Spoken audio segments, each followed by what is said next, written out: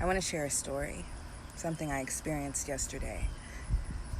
And it's a perfect example of frequency conflict, or just experience, right?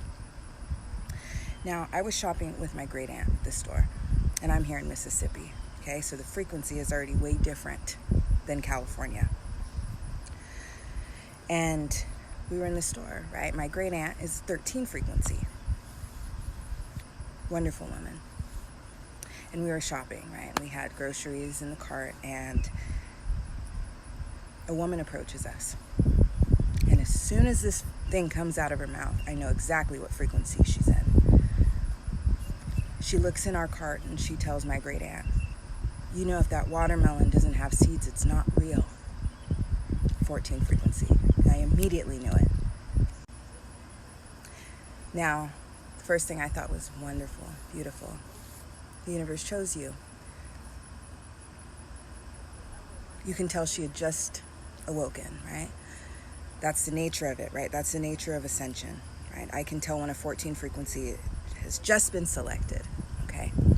Because they're in a state where they're trying to awaken everyone else. And it doesn't work like that, right? If the universe doesn't choose someone, they can read whatever literature they like, right? They're still going to remain in 13 frequency. They're going to see it a different way, okay? They don't have that elevated perspective quite yet. So I proceed to go do my shopping. I had to get a few more things to help with dinner. And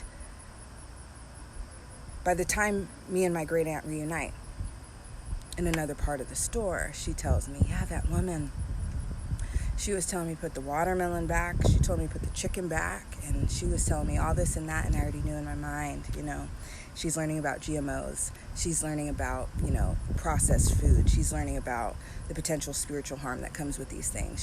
She's learning about all of this, right? This is all associated with a newly awakened 14 frequency person, right?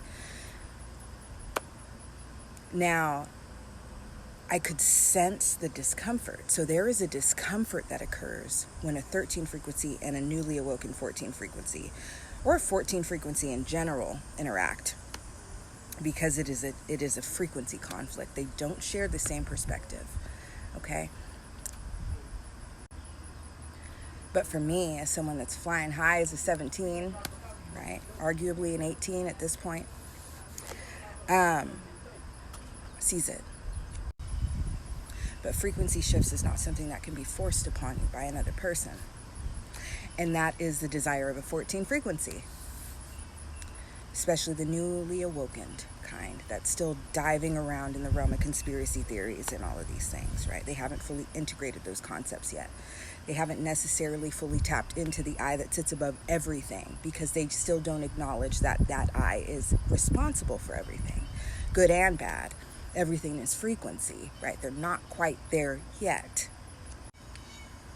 But to see that the universe selects individuals no matter where you are, no matter what kind of town you're in. I am in a very rural town right now, Tutwiler, Mississippi.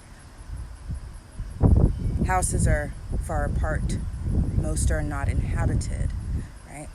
There's a lot of death by fire I'm learning about here in their own homes, right? So we're talking about area code 662. We're talking about the focus here being the realm of 6, right? And when we talk about the realm of 6, we're talking about domestic, day-to-day life, right?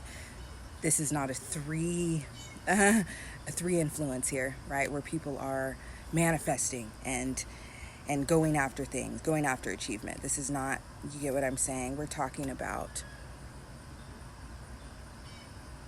14 being the total of this area code, right? So that is the ultimate goal here. And that is supported by the heavy 6 frequency here because of the fact that it is a slower pace. It's easier to pay attention to things when things go slower, right? So when we're talking about 913 essentially being the goal, right? Because we're talking about the ultimate goal being 14, right? So we have certain situations, awareness rising, right? Person by person. It's beautiful, but it's interesting to watch because when you are actually in the moment of a 13 interacting with a 14, it's a sight to see, man. It's a sight to see.